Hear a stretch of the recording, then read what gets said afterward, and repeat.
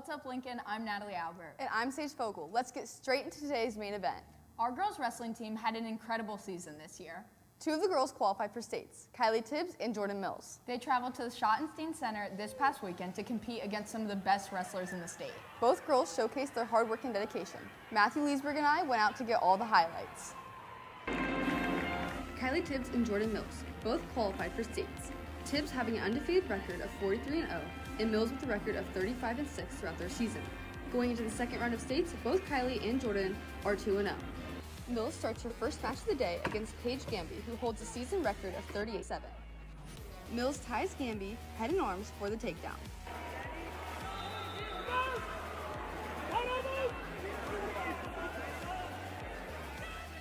Gamby scores the escape. Now they are tied up in the middle. Mills head and arms again and puts Gamby on her back.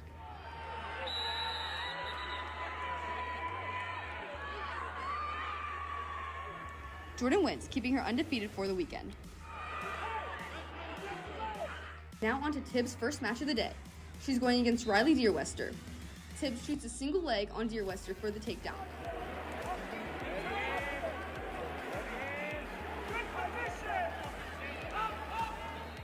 Now hits a blast double for the takedown.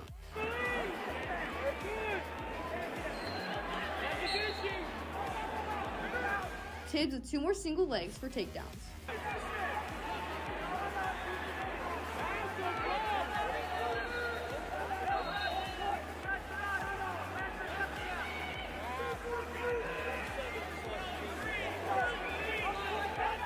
She closes out with a double leg for a takedown.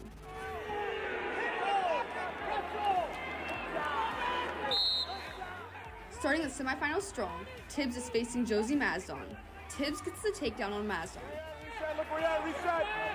Look where you're at, reset, reset.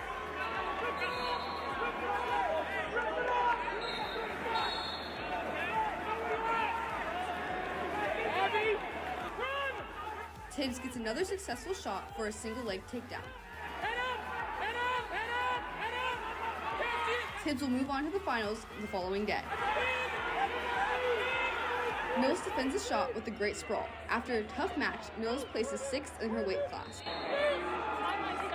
Now for the state championship, Tibbs versus Hendricks. Tibbs gets the takedown for 3 points.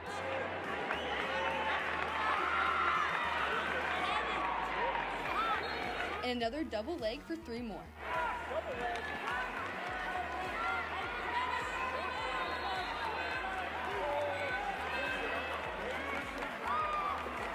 Her second double leg of the match gives her a 9-1 lead.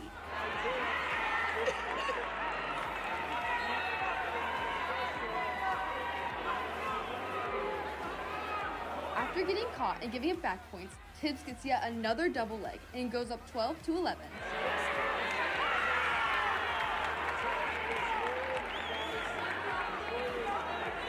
One escape for Hendricks gives her a point, but it's not enough. Tibbs hits a single leg to give herself a 15-11 lead.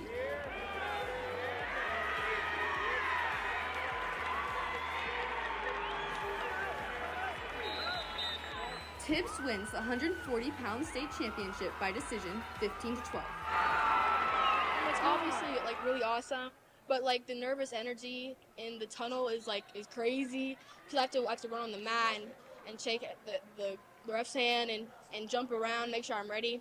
I don't know. It just doesn't feel real. The match, we did get tied at one point, and she was really good at defending my shot, so I had to make sure that I was patient and calm and getting my setup so that I could take her down. I'm really happy with how I did, and really happy to be placing, and really excited to be here. Goal is get back on the podium, get back to being here, wrestling here again, hopefully do better placing-wise. Kylie has had an incredible 2-year career here at GLHS. In her first 2 seasons, she's earned a state championship and a state runner-up. She was 47-0 this year with 40 pins.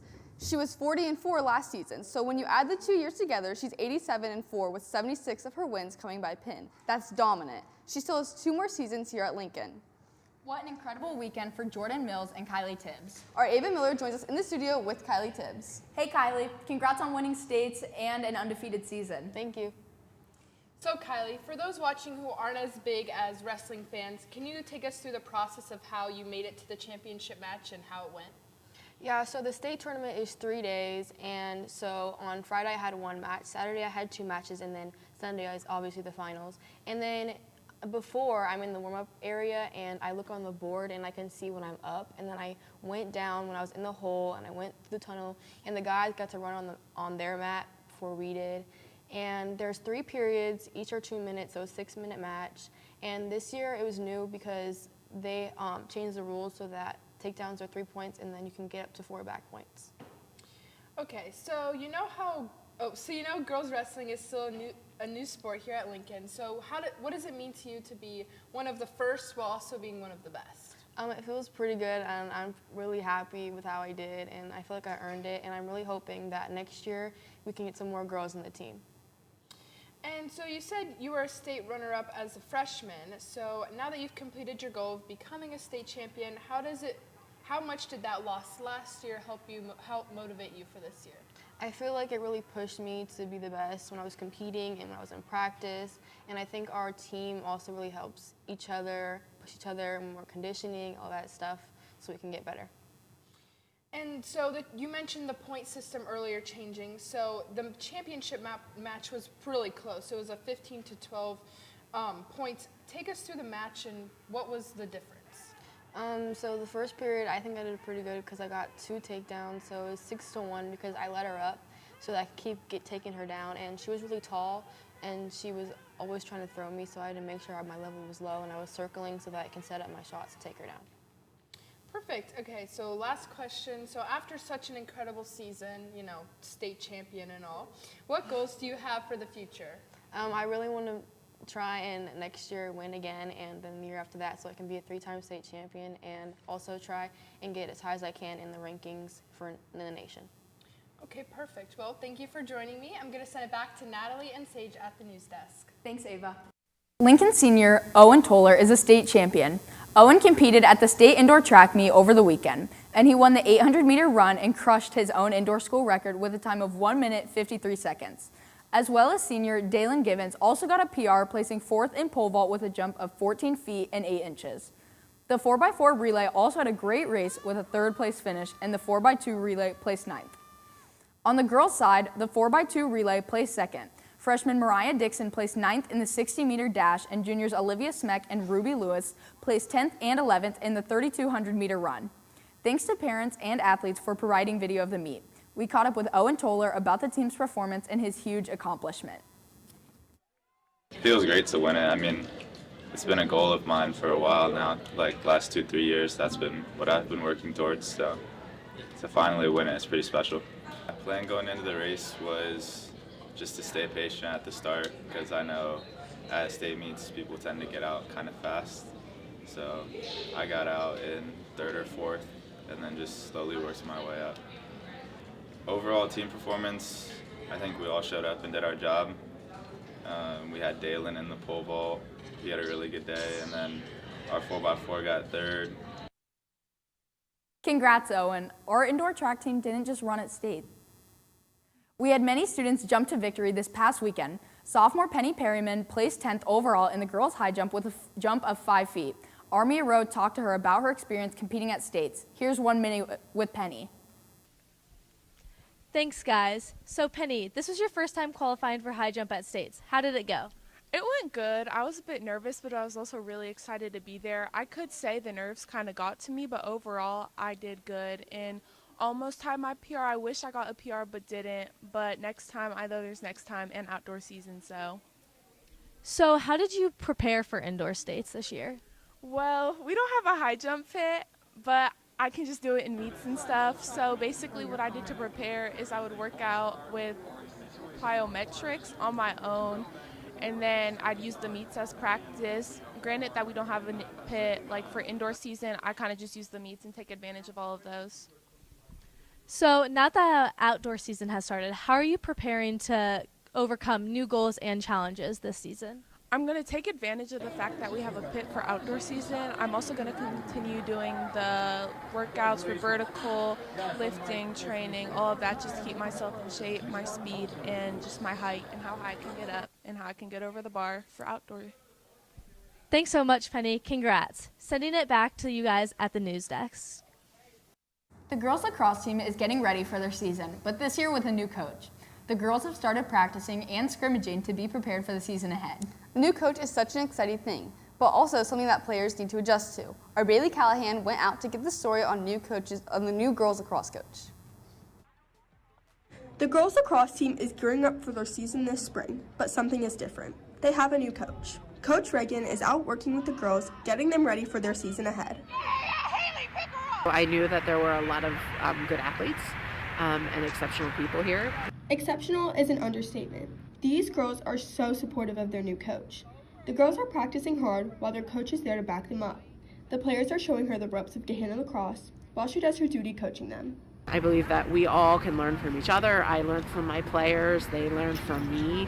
Learning from your teammates is a vital responsibility that Coach Reagan is putting upon the girls. She has taught her athletes many things involving lacrosse, but even things beyond the field.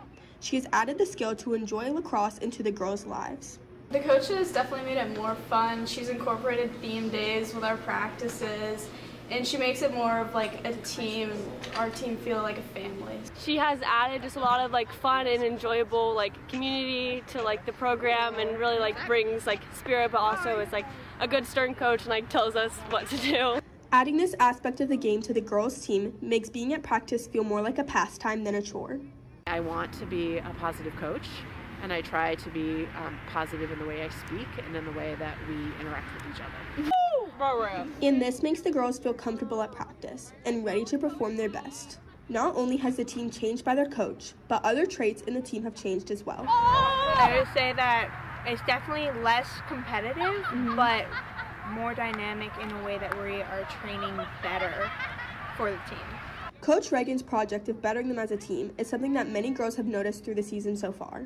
It's really different from every other coach I've had, and she teaches things in a way that's easier to apply. While different coaching could be a bad thing, these girls love their new coach and can't wait to see themselves grow as a team. I see a team that's going to see individual growth within it, the chance for all of our players to contribute. With all of their individual growth, these girls will become a powerhouse of a team, and their coach will be there to guide them through it all. As a freshman, I'm just excited to have the opportunity to play with the Gahanna High School lacrosse system, and I think it'll just be a great season. Excitement is a feeling that all the athletes are having this season. A new coach is always something that takes time to adjust to, but these girls are already ready to win. G-Lax up 3! 1, 2, 3, G-Lax! This is Bailey Callahan in the Zone. Thanks, Bailey. Our bowling expert is joining us in the studio today. Hey Archer, what news do you have for us? Hey guys. Both our boys and girls bowling team seasons are over after both teams competed in the state competition. The girls finished in 10th place and missed qualifying for the finals by 65 pins. Lacey Holden had led the lines with the 48th place finish. She bowled a 531. She was followed by Jordan Corthers with a 507 and Rachel Goldman with a 506. Congrats on a memorable season, ladies, and there's plenty to look forward to next season. 3 of the top 4 bowlers from this state team will be back. We talked to Lacey Holden about how states went. At states, we didn't perform the way we wanted to, obviously. We placed 10th. We were expecting to finish first. We just got there and we were mentally drained after the whole season. So we're going to work on our mental game this summer. We're going to work on everything else. And going into next season, we'll do better. Now on to the boys bowling. The guys hoped to reach the finals by finishing in the top 8, but they missed the cut by 61 pins and finishing in 11th place. Junior Cale Klaus bowled a 700, which put him in 6th place in the state. Right beside him was Mitch Genson in 7th place with a 693. William Gray was next with a 606. All 3 of the top bowlers at state will return next season. Congrats on a record-breaking season, guys. We caught up with Cale Klaus this week. States went well. We got 11th overall, which is pretty good. As a team, we worked well together. We made sure that everyone was doing what they were supposed to do, and we made sure that we worked as a unit. Individually, I placed 6th in states, which made me 2nd team for the tournament, which is a pretty good thing for our school.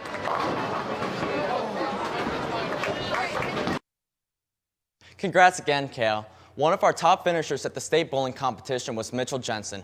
Not only was he a top performer, but he also had a perfect score earlier this season. Kira Bailey talked to sophomore Mitchell Jensen about the season. Here's 1 minute with Mitchell. Thank you. So Mitchell, how did the team prepare for the competition? Pretty much the last 3 weeks we've been preparing for it. We weren't overthinking it that much. We just did our typical practice and we didn't overthink it. What was the toughest match you guys faced, and how did you guys handle it? The toughest match was during a tournament. We versed this team called Ashland. I mean, it was really hard. We didn't really know what to do, but we overcame it and we beat them. It was really close, but yeah. Nice. How do you think teamwork contributed to your performance this season?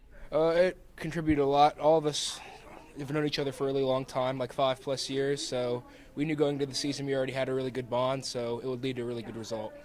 Cool. In what way will the outcome of this year's affect next year's? We're only losing one senior, so we'll pretty much have the same team, so we'll probably be better next year and hopefully win a state championship. All right. And then last question, what do you think made the bowling team go so far in the tournament? Just our bond, pretty much. I mean, we already knew we were good, but having that connection really took us to the next level. So hopefully we can keep that going into next year and do a little better.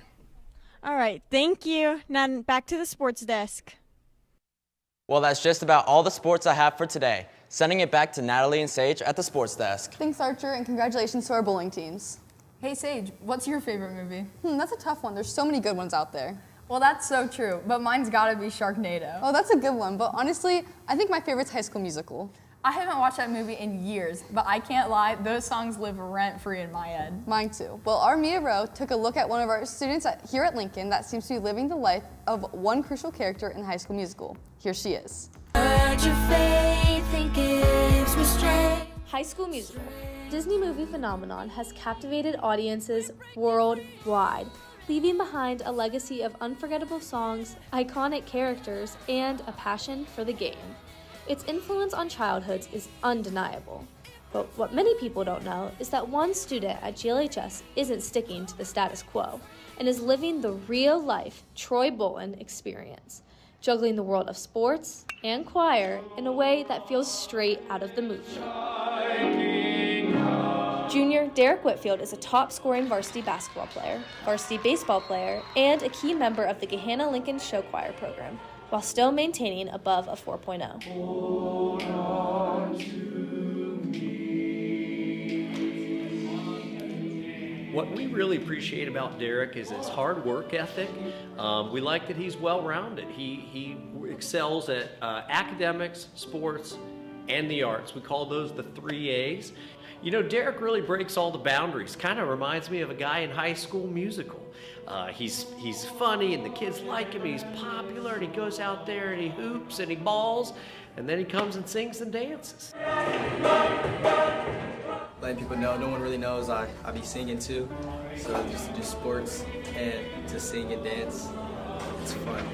Derek's a really good guy. I have chorale with him, and he's probably he's just a man with all talents. You know, he is a really good basketball player and constantly working hard to be a better version of himself. Everyone enjoys him in class. There's just no one like him. Derek is truly one of a kind and raising the bar for everyone else. His hard work goes year-round, and his teammates certainly notice. He's just a great guy overall with how much he does and being able to do good with his time management, and obviously playing 2 sports, doing chorale, and just doing all of that and just making sure that he's really good with his time. Some may think balancing chorale, basketball, baseball, college classes is hard, but honestly, it's not very hard. It's just I enjoy doing it, so it makes me have more pride. I'd like to do everything the best I could do it. I've been trying to do that lately, not trying to slack off in anything, because if you slack off in one thing, it makes you slack off in all things. With basketball season at its end, Derek's ready to bop to the top this baseball season. Yeah, basketball season ending, getting right back into baseball. I actually like baseball more than basketball, and I've been trying to just get reps outside of practice and on the weekends when I'm free, just work on technique and just get the little stuff down. We have our first game in about a week and a half. Whether Derek is stepping up to bat or stepping into the spotlight, he's always got his head in the game, truly embodying what it means to be a well-rounded athlete, also better known as Troy Bolin. This is Mia Rowe in the Zone. But we're not done talking about sports yet. Our Nyla Lucas joins us in the studio talking about girls up on the diamond. Hey Nyla, how's the softball season looking for our team? So far, so good. The softball team is preparing for their upcoming season coming off the OCC Conference Championship. They are looking for a four-peat which has never been done, but without their 4 graduates, some players have leadership roles to fill. Our Catherine Schaffer has the story. With softball gearing up for the start of their season, coming off an 18-10 record and 8-2 in conference play, they're looking to have a more successful season than last year. My goals obviously is to win another OCC championship. We've gotten 3 in a row the last 3 years here, and then obviously advance as far as we can in the tournament. Being 4P OCC champs has never been done in school softball history. However, a good team comes with good leadership from upperclassmen and coaches, and with the new season starting, they're lacking their senior leadership from last year. Losing those seniors put a significant hole in our lineup. We're going to have to fill a couple, at bats through the middle of our lineup. And with this year's seniors, we have 6 seniors that they can lead us to a successful season. But with the 6 graduates gone, the upperclassmen have to step up and take the leadership role. We're just so used to which seniors have been leading, so it's definitely weird doing this, having a leader role, but it's definitely a new change, and I think it's helped out a lot. Transitioning from a lowerclassman to an upperclassman includes a change in their leadership role. Underclassmen tend to let upperclassmen guide them through the season. I kind of let the upperclassmen that took me under their wing coach me, and that really taught me how to be more of a leader. So I just was like, I gotta take over and I gotta be the best leader I can possibly be for this team. With a different leadership style from the new seniors and upperclassmen, the team chemistry could be changed as well. The role of being captain comes with the responsibility of speaking on the team's behalf and letting everyone feel welcome. As a senior, we have to plan practices when the coaches can't coach, and we have to really come together and come up with practice plans. And then as a varsity captain, Grace and I, we both come up with fun activities to do during spring break since we're off spring break, and make sure that our team corral is good. So being an underclassman, I don't have complete control yet, but since I am on varsity, people do listen to me and hear my ideas. Having strong leaders will help everyone feel a part of the team. Building team chemistry will allow for a great season while allowing everyone to have fun. This is Captain Schaefer in the Zone. Now that our spring athletes are getting ready for their seasons, let's take a quick look at when their seasons actually start. The boys volleyball team starts their season on Wednesday against Bishop Watterson. Softball's first official game is a week from Monday against Canal Winchester. Girls lacrosse will play their first official game against Hilliard Derby 2 weeks from today. Then it's Gahanna Relays for the track team on March 29th. That's a quick look at sports that start in the next 2 weeks. That's all for me. Let's send it back to Sage and Natalie at the sports desk. Thanks, Nyla.